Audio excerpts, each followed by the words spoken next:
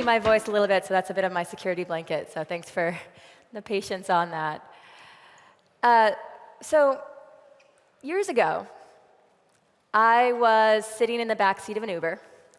I was on my way to an appointment somewhere, felt busy, felt important. I was wearing my best. This was before yoga pants took over all of my work from home attire. I was like wearing my best suit, and I was absorbed in my phone. And the driver, he was a nice guy, right? He reached back, he sort of looked back, and he said, "Hey, how are you doing?"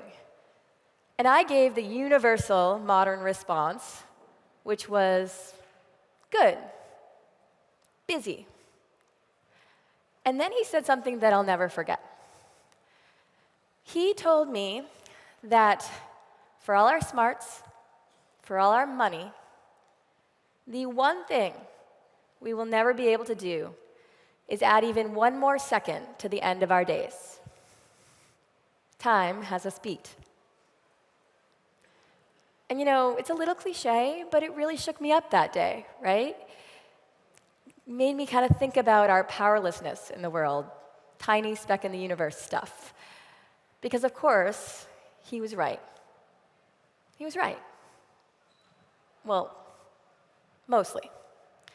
He was right, except that during a handful of times in the course of human history, we've had these moments, often triggered by some sort of a technological advancement, that have sparked major leaps forward in our collective capacity. Advancements that give us seconds, hours, even days back in our lives. And if we're smart, we pour that time back into something meaningful. These are the expansion events that have defined modern business. The internet removed barriers to start a business. You didn't have to have a brick and mortar shop anywhere. You could start a business from the middle of anywhere. Web 2 removed barriers to connection. Suddenly, we didn't have to be muted passengers in the flow of information anymore. We could connect, we could contribute, we could collaborate. Mobile removed barriers to purchase. You could be laying in bed, scrolling Instagram, buying something that you shouldn't otherwise do online. And then the cloud removed barriers to collaboration. We could connect across boundaries, across our businesses. We could edit in real time and make things move faster. And today, all around us, generative AI is removing barriers to creation. Now, the thing about these shifts in technology, the things about these shifts is that technology gets all the credit for the transformation. But none of these would have taken hold if people, like you and I, didn't become a little transformational ourselves. For all of the hype around AI, and I apologize because I am contributing to it, we have to remember that AI is just a tool. What we do with it, that's on us, right? We have to think in this moment, are we going to drive this sea change, or are we going to be passengers in it? We have to decide this now. We have to be intentional about it. Or, frankly, we're going to muck it up. AI could make us better or lazier. It could make us intellectually stronger or more complacent. Once again, what we do with it is on us. So I want to spend the next 20 minutes talking not about technological shifts, but about human ones. Ones that we've made ourselves in my own marketing team, and ones that I'd encourage you all to think about as well. So let's look at marketing and content strategy for a moment. Most marketers know what good content looks like. And the creation process for truly quality stuff, it kind of looks something like this, right? With a good distribution of your effort going to strategy and ideation, research, composition, editing, and distribution. But it can't look something like this because we have 3 blogs, a newsletter, a podcast episode, and who knows how many LinkedIn posts to get out there by Friday. And so more often, if we're honest, our content strategies look like this. And the problem with this is when you shortchange ideation, you end up with posts like, 7 ways to do X with Y. And when you shortchange research, your content ends up shallow. When you skimp on editing, you let that shallow content through. And when you fail to optimize and repackage for distribution strategies, you get less and less value out of each piece. This is marketing today. And not to mention that maxed out line in the middle, that is killing your teams. The promise of AI is that it brings that center bar down. But this cannot be the end goal, right? If this is the end goal, then we've gotten faster, but not better. This is actually the risk right now of AI adoption. That's not the answer. The answer should be that when you bring that center bar down, that you reinvest your team's time in the places that we may have long abandoned. If we do this well, your content creators, your marketers, they'll get off the content treadmill and back into the editor's seat, or out there researching stories, conducting original interviews and research, figuring out new modern distribution strategies, ways to help you grow your business. And the reason why I say this is not just because high-quality stuff is a nice concept. It's because unless you do this, you will fail in an era of AI everywhere. When I got into marketing, advertising was the name of the game. And in that world, the biggest budget won. All the little guys were kept out because they didn't have the right size budget. And then content marketing emerged as a counter to that, as a foil. In that world, you didn't have to have budget. You could get discovered on Google through organic. You just had to have the capacity to create that content to all ends. Generative AI is emerging as a foil to that. Now anyone, regardless of your team size and your typing speed, has the capacity to create endless amounts of content. And what wins in a world of endless content? The best ideas. This is where your marketing should focus. This is actually an era where brand and community and ideas become king again. But to do that, we have to shift a few things about the way that we work. So I'm going to talk about 2 shifts that my marketing team have made in our strategy and sort of where we invest our time, and one kind of cultural shift that we've made. So you could just get an AI tool, plug it in, hope for the best. But what I find is that typically when companies do that, you get some individual efficiencies, but you never get past the sort of experimental phase into truly organizational changes. And so I'd say that transformative technologies like AI are going to require some transformations in strategy to take hold, if you're up for it. So the first transformation in strategy that we made on my marketing team, it's about 12 people, small but mighty, is we started rethinking how, front-loading where we invest our time. We used to invest it all in production. Now we invest it all in the strategy that goes into that production. So we have all done strategy docs before. You do your audience research. You formulate a point of view about what's going to win them over. You develop some messaging. And you present it maybe internally to an executive board. And then you pour your heart into it. And then you take that beautiful strategy doc and you shove it into a digital drawer, right? Am I right? Can I see some nods? Have you guys done this? An internal wiki, or the slide deck goes away and you sort of never see it again. And the work itself that goes on throughout the rest of the year is sort of divorced from that strategy. It responds to whatever the need is at the moment. This is where strategy gets lost. In my company, we've made a shift. We've put more of our time into those upfront strategy and positioning docs, audience research briefs, et cetera. And for us, everything begins with that brief. This could be our product positioning, our product catalog, our advanced audience research, public stances. So the one you're seeing right here is actually Jasper's, a brief on our stance on regulation in the US, right? These are details you don't want to get wrong. You take a very informed stance on how you think about copyright law or AI regulation, and you want to make sure that that is known across your company, that you don't make mistakes in those sorts of things. So we'll write a brief like this after a lot of research, and then we upload that brief into our AI Copilot.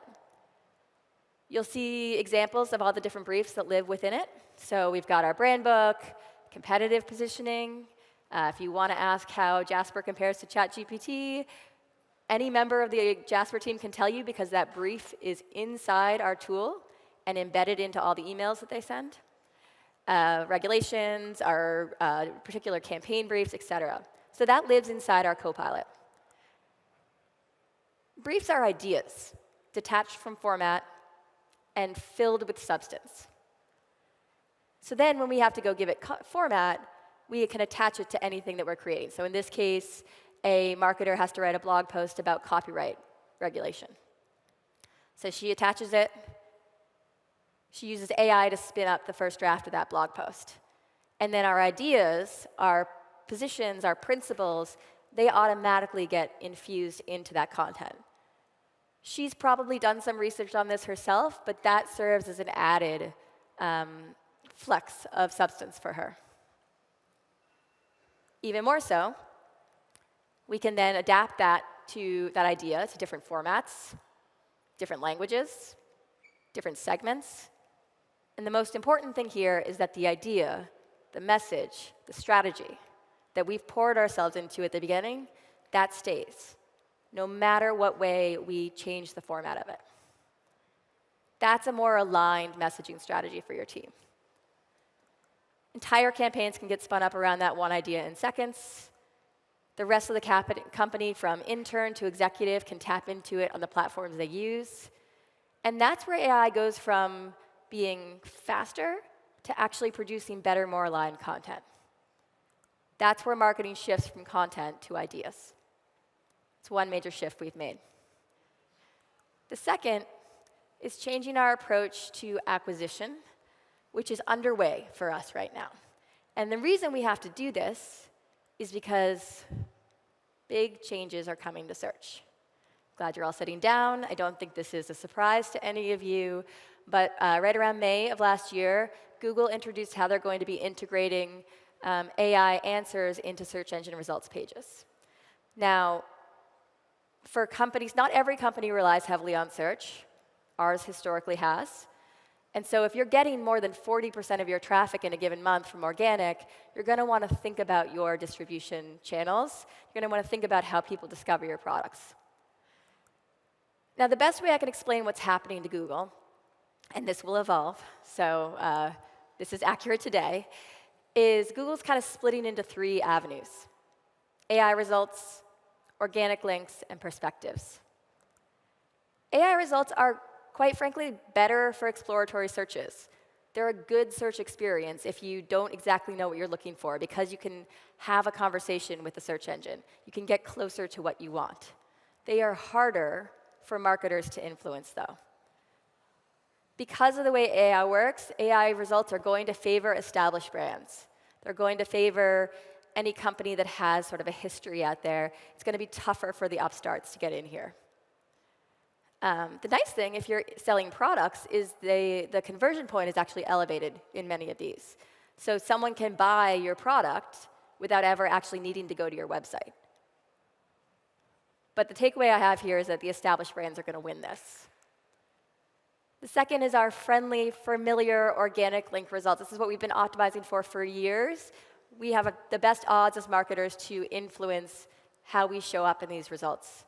But the real estate is going to get smaller, right? Some estimates, I hesitate to give these because they're a little sensationalized, but like some companies are estimating that we may see declines in organic traffic.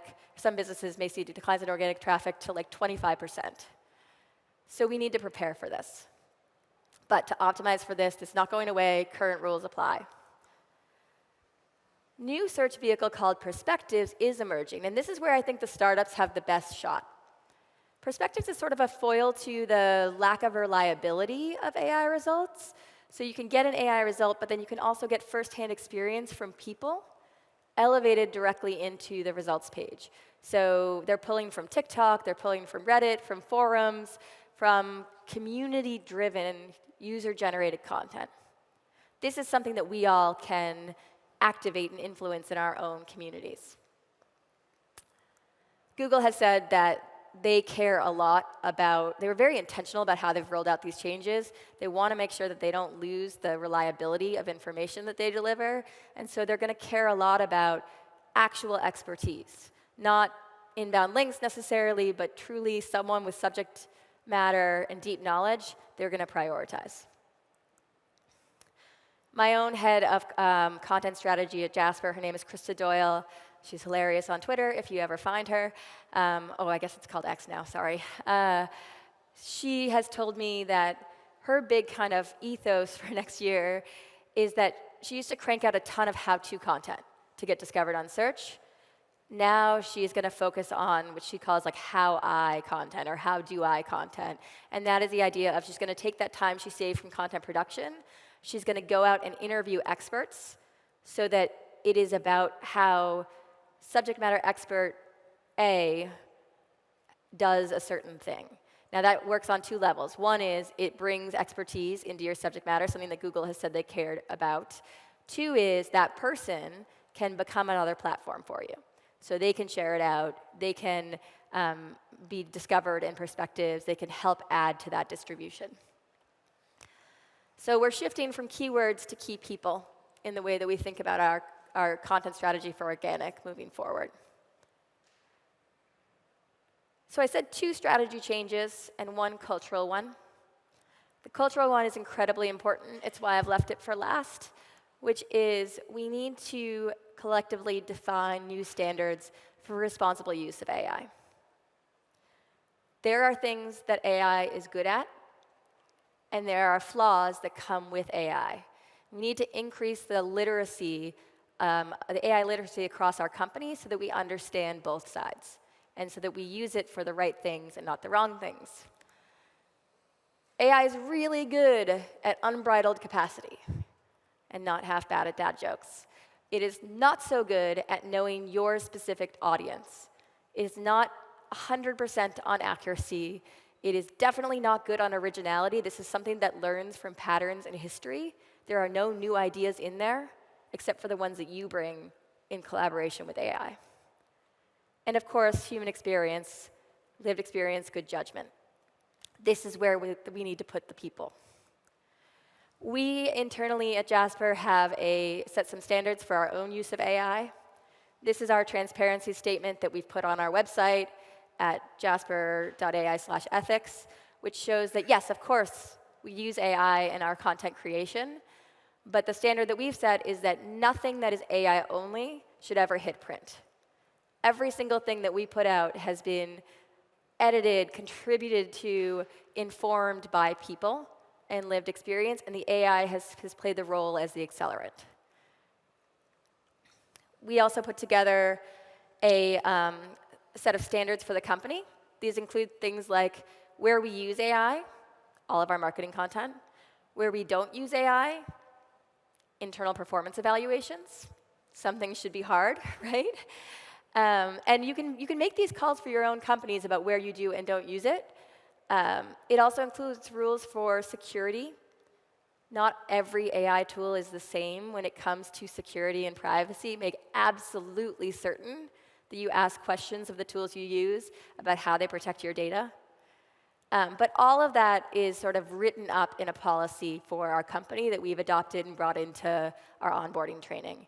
And we made it public, so you can download it there and use it as sort of a baseline or a comparison for your own.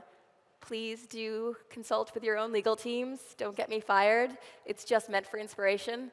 But you're welcome to have it, because we're all figuring this stuff out together. And then finally, this is actually a sample from VMware, one of our customers. They put together an internal AI council to help navigate some of these decisions. And this is sort of how they structured that council out. So with my few remaining moments, I want to say, look, I know that this is a lot of change. I know that it feels like it's breakneck speed, and some of it may seem daunting. But remember, think back to that expansion event slide I had at the beginning. We've been through this before. Everything changed when the internet first came around. Everything changed with the advent of social and mobile. And guess what? We found a way through. We adapted. More than that, we thrived. And we put our own spin on what we wanted that technology to do for us. AI has removed a barrier. It has done the impossible and given us those seconds, hours, and days back. The question that we all have to figure out is, will the absence of that wait simply make us faster or make us better? That's on us. AI is just a tool, like a calculator, digital camera, spreadsheet. It doesn't come alive until it's in our hands. It doesn't become transformational until we do. And so I would hope, beginning today, if not earlier, that you put some thought into what you want this tool to do for you. Thank you so much for your time.